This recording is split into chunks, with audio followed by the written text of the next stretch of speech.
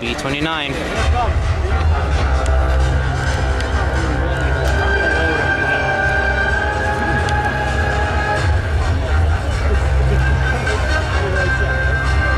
Too far, too far. Two of the heavy bombers. Oh, wow. The B-29 from the Commemorative Air Force, known as Fifi. And following it, another of the heavy bombers from World War II, the B-17 Flying Fortress, both built by Boeing. This is an historic moment here at Jones Beach to see this B-29 come by. The B-17, 10 airmen.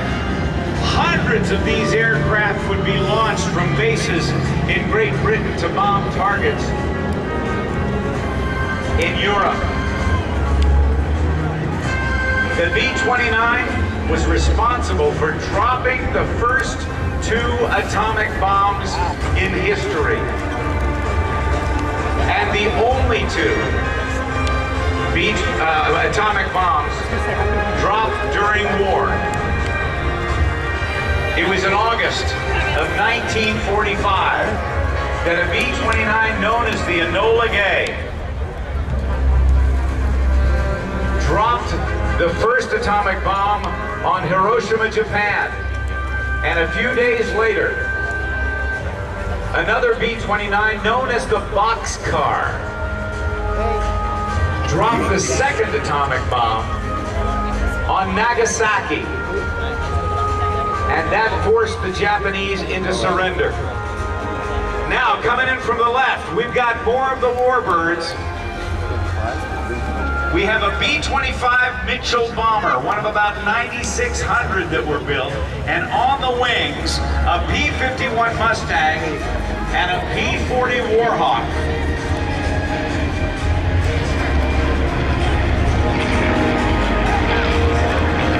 They're part of the American Air Power Museum at Republic Airport in Farmingdale, and they're being sponsored this weekend by the Bristol Assisted Living and Stop and Shop supermarkets.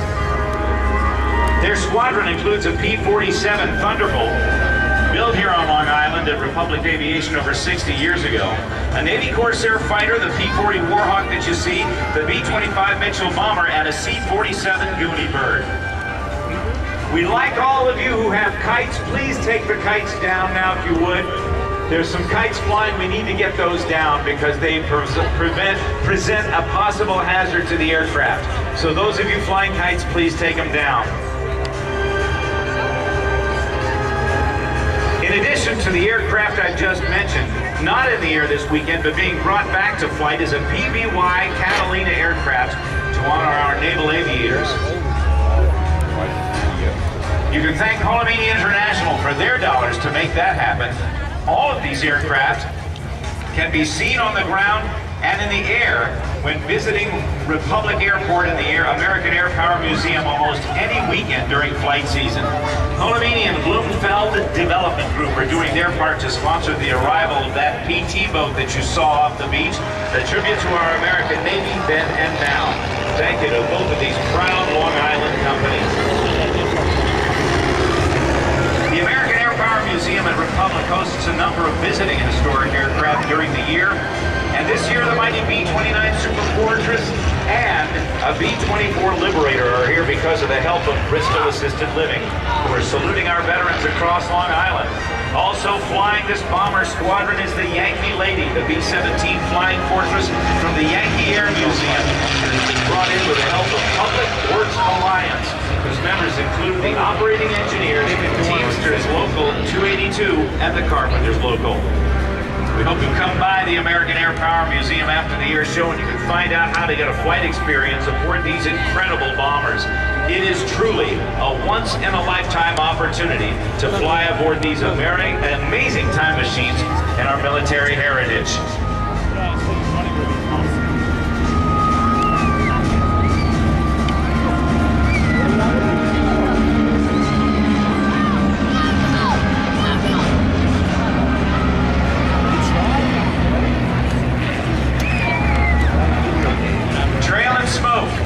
One of over 12,500 B-17 bombers and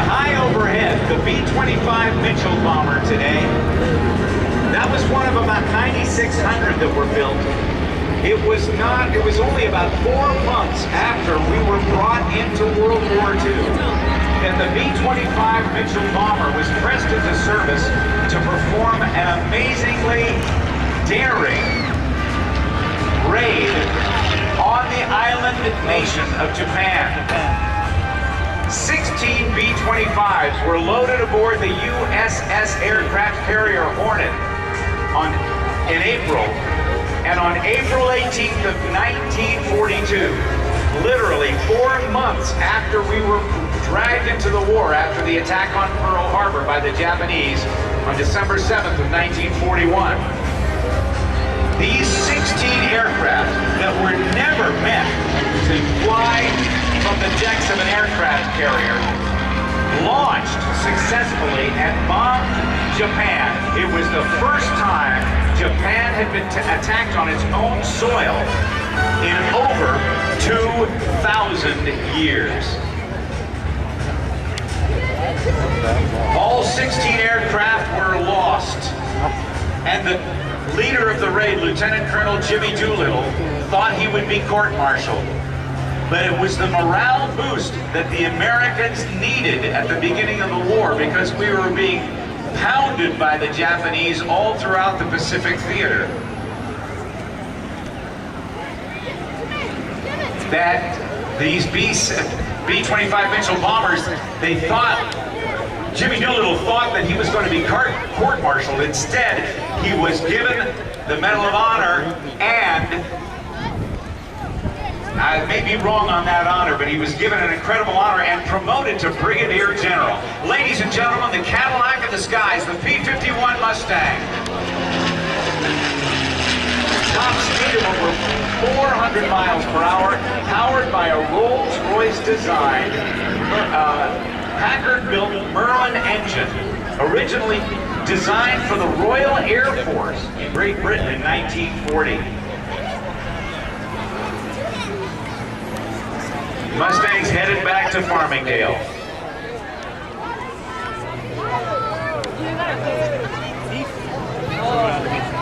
Now the B-29's on its way back in. Gonna be a photo pass. Now again, this is the only flyable B-29 in the world today, and it's here for the first time at the New York Air Show, brought to you by the Bethpage Federal Credit Union. So, cameras ready, out to the left. Get ready to take pictures of this.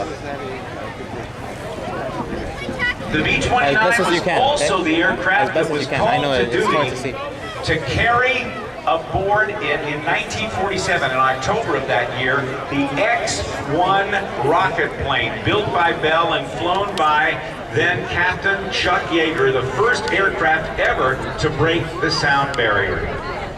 On its wing, I believe, is a P-40 Warhawk with an Allison V-12 liquid-cooled engine in it. Let's watch and listen.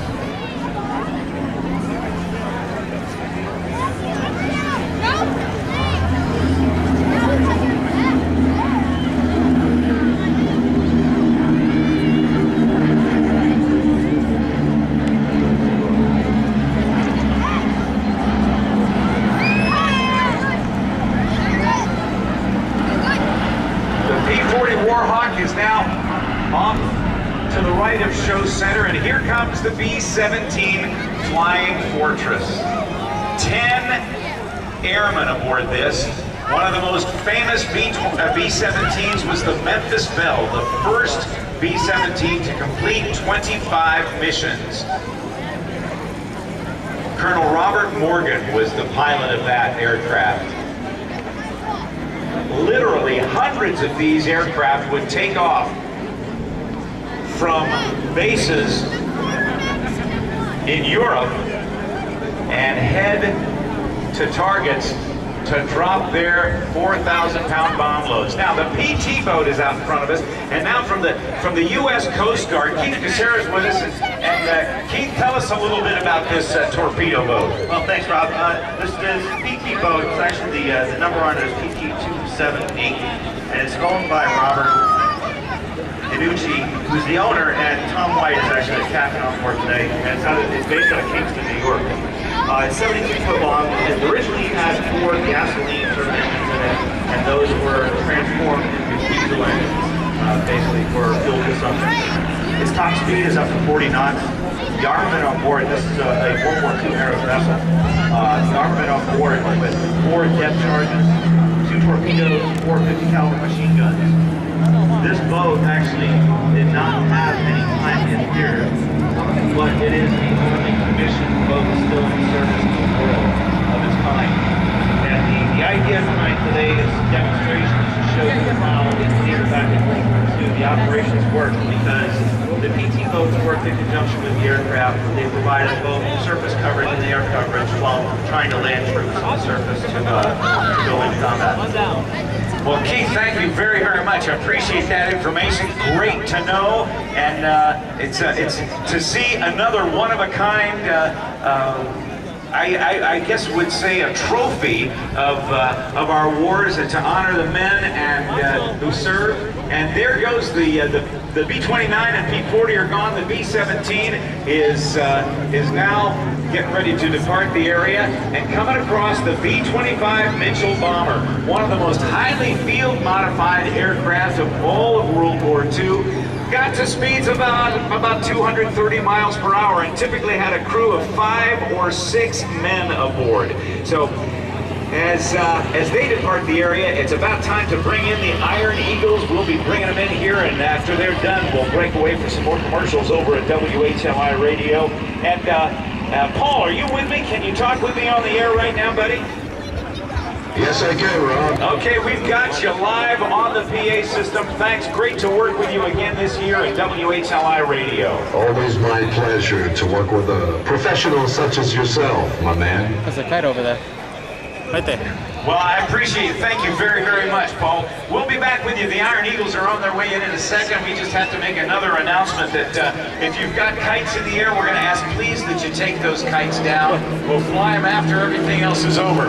And look, high overhead and right behind us, the smoke is on. Here come the Iron Eagles. It's my pleasure to bring to the microphone Al Lonto. Hello, Al. Thank you, Rob. And ladies and gentlemen, from Canaan, Connecticut, you're looking at the Bethpage Federal Credit Union Iron Eagle team. These are custom-built aircraft. Originally starting out like a 2-place aircraft, they've been converted to single-seat airplanes. The engines have been increased from 200 horsepower up to the IO 540, producing 330 horsepower. The gear has been extended, the rudder has been enlarged. It carries 66 gallons of gas and has made multiple trips across the Gulf of Mexico. Out here on the left side, with the smoke coming on inbound, the Bethpage Federal Credit Union Iron Eagles. Starting a series of loops that go back to stick on the aircraft, maintaining that perfect separation between the two aircraft. Over across the top and down the back side. As approach upon them, they're doing about 180 miles an hour. Their show center, they'll pull right straight back up into vertical once again. Still maintaining that minimum separation of about 4 feet between wingtips. Down the backside once again, trading off the altitude, turning it into airspeed. Continuing to lead the aircraft out here on the right side, they'll pull up in the vertical.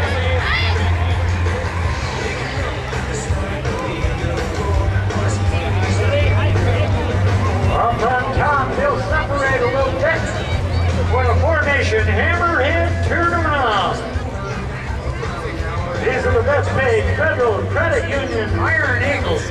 Young and the late aircraft flying the #1 airplane in Bill Gordon from Copenhagen, New York. His teammate Winton and Billy Samella from Canaan, Connecticut. I've been with the team for 19 years as their announcer, and I'm from West Hampton, Massachusetts. Out here on the left side, once again, making a wing over, they'll bring the aircraft back into our demonstration area in preparation for the formation barrel roll. Bill Gordon is also Chief of Maintenance and Head Restoration, as well as Chief Pilot for the Rhinebeck Aerodrome in Rhinebeck, New York. I know a lot of the announcements up there every other weekend, so if you're up in that area, stop by and say hello.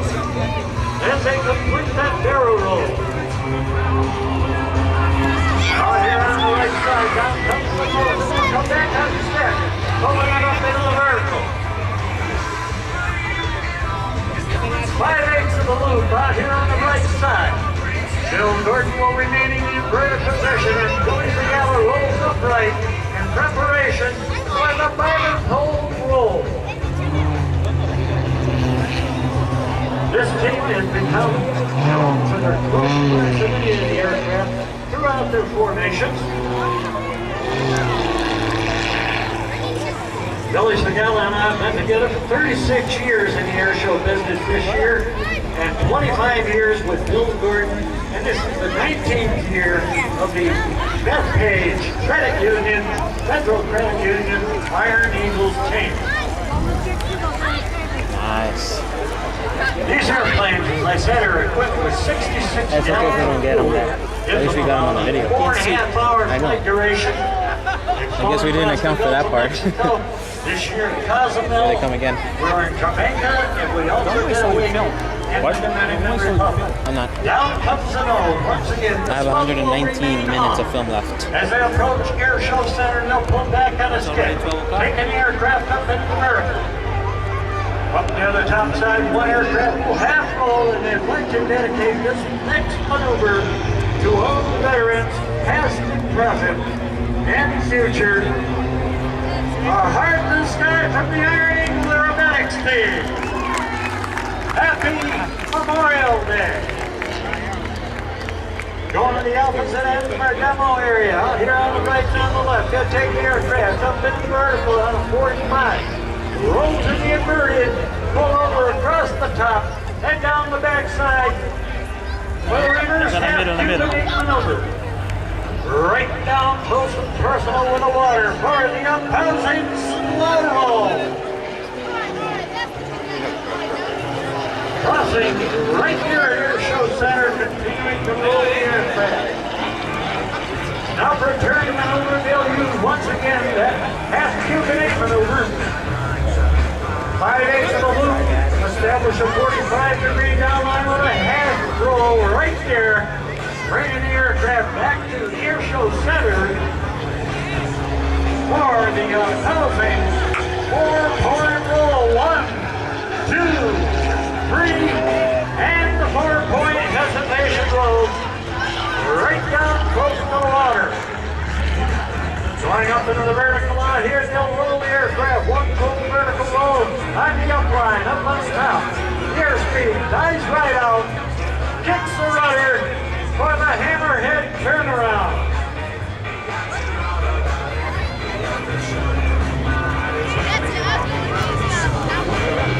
Now as the aircraft come back in our demonstration area, they're doing about 200 miles an hour. 5 feet above the water, and then they can float right there for the opposing head-on loop.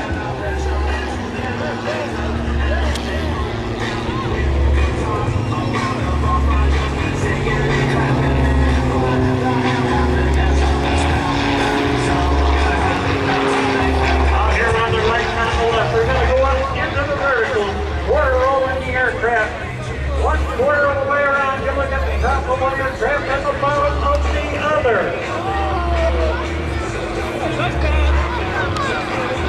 Now they'll bring the aircraft back to Air Show Center. We've got to get these aircraft back into formation once again. So as they approach Air Show Center, one aircraft will do a complete loop. The other will do 5/8 of the loop, exiting Air Show Center once again in formation. Bring movement to the way, or halfway around, I should say. There's the half roll and the comfortable loop. Next to the Air Show left, in formation once again.